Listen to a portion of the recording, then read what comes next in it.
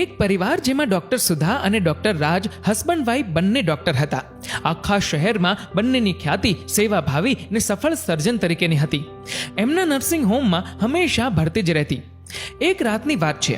Doctor સુધા સાંજે પોતાના ક્લિનિકથી થાક્યા પાક્યા ઘરે આવ્યા. ઘરના કામકાજ આટોપી સૂતા. દિવસભરની મહેનતે એમને ઘસઘસાટ ઊંઘ આપી. પરંતુ રાત્રે 12 વાગે વારંવાર મોબાઈલમાં રિંગ વાગી. એ જાગ્યા. આંખ ઉઘડતી નહોતી તોય નંબર જોયો તો પોતાના નર્સિંગ હોમથી જ સિસ્ટરનો ફોન હતો. એમણે ફોન રિસીવ કર્યો. નર્સિંગ હોમથી સિસ્ટરે કહ્યું, ડોક્ટર આપ જલ્દી આવો, એક પેશન્ટને પેટમાં ભયાનક દુખાવો ઉપડ્યો છે, પ્લીઝ મોડું ના કરતા. ડોક્ટર સુધા ઉઠ્યા. કમનસીબે ઘરમાં આજે ડોક્ટર સાહેબ પણ ન હતા. નાની ઘોડિયામાં સૂતેલી દીકરીને જોઈ એકવાર થયું કે હું જઈશ ને આ જાગશે તો એને દૂધ કોણ પીવડાવશે. પણ પાછો તુરંત પેલી પીડાતી સ્ત્રીનો વિચાર આવ્યો ને ડોક્ટરે તુરંત હાથ ધોયા ને એક બોટલ દૂધ ભરીને ઘોડિયામાં મૂકી દીધી. નાનકડી દીકરીને એકલા મૂકીને જતા તેનો જીવ નહોતો ચાલતો. પરંતુ ત્યાં જ ફરી ફોન આવ્યો, જલ્દી આવો. ડોક્ટર સુધાએ એકવાર દીકરીને માથે હાથ ફેરવીને ફટાફટ નીચે ઉતરી ગાડી દોડાવી નર્સિંગ હોમ તરફ. નર્સિંગ હોમમાં આવીને જોયું તો પેલી સ્ત્રી જીવન મરણ વચ્ચે ઝોલા ખાઈ રહી છે. બીજી જ મિનિટે ડોક્ટર સુધાનો જાદુઈ હાથ કામે લાગી ગયો ને 3 કલાકના સફળ ઓપરેશન બાદ બાઈને મૃત્યુના મુખમાંથી બચાવી લીધી. પીડાતી બાઈનો પીડામાંથી છુટકારો થયો ને સ્વજનોએ આંસુ ભરીને ગળગળા સાદે ડોક્ટર સુધાનો ખૂબ ખૂબ આભાર માન્યો ને કહ્યું, અમારી પુત્રવધુ અને પૌત્રીના જીવનદાતા ડોક્ટર, ભગવાન તમારું ભલું કરશે. ડોક્ટરે સ્મિત આપી, થેન્ક યુ કહીને જરૂરી સૂચના આપી. ગાડી ફૂલ સ્પીડમાં દોડાવી. જોકે ગાડી કરતા પહેલા એમનું દિલ દીકરી પાસે ક્યારનું પહોંચી ગયું હશે. ડોક્ટર સુધા પોતાના બંગલે આવી સીધી જ દોડી ગઈ ઘોડિયા પાસે. ઘોડિયામાં બાળકી નિરાંતે સૂતી હતી. ડોક્ટર સુધાનો જીવ હેઠો બેઠો. પરંતુ ત્યાં જ જોયું તો બાજુમાં ખુલ્લી બેગ પડી હતી. કપડાં વેરાયેલા હતા, તિજોરી તૂટેલી હતી, એક પોટલું બાંધેલું પડ્યું હતું. ડોક્ટરે તુરંત પોટલું ખોલ્યું તો એ દાગીનાની પોટલી હતી.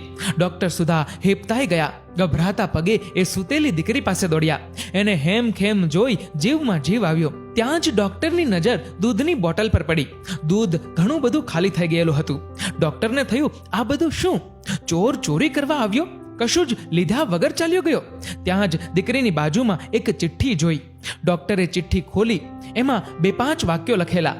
હું આવ્યો તો ચોરી કરવા, પણ ઘોડિયામાં સૂતેલી દીકરી રડતી હતી એટલે મેં એને બોટલમાંથી દૂધ પીવડાવ્યું. દાગીના અને સામાન બાંધ્યા પછી મને અચાનક મારી મરી ગયેલી દીકરીની યાદ આવી ને મારા મને કહ્યું, આ જીવતી દીકરીને દૂધ પીવડાવ્યું. હવે દીકરીને ઘેર ચોરી કેમ કરાય? ને હું ચોરી ના કરી શક્યો. બસ દીકરીને સંભાળજો. ને આટલું વાંચતા તો ડોક્ટરની આંખમાંથી આંસુ ટપકવા માંડ્યા. થોડીક વાર સુધી શહેરની પ્રખ્યાત ગાયનેકોલોજિસ્ટ ડોક્ટર સુધા જગ્યાએથી હલી જ ના શક્યા.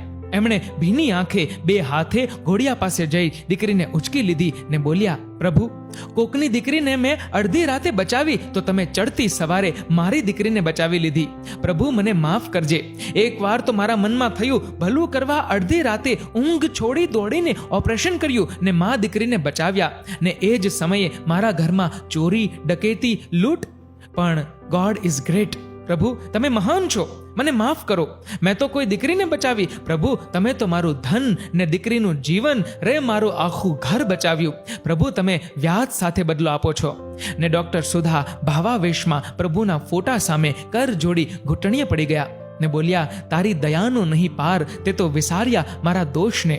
મિત્રો, વાત તો અહીં પૂરી કરીએ, પણ એટલું નક્કી કરજો કે કોઈ ભલાઈનું કામ આવે ત્યારે પાછા ન પડીએ. જો ડોક્ટર સુધા અડધી રાતે ગયા ન હોત તો ચોર આવ્યો હોત તો ડોક્ટર સુધાનું શું થાત? ડોક્ટર સુધા સેફ રહ્યા એક ભલાઈના પ્રતાપે. યાદ રહે, ભલું કરનારનું ભલું થાય જ.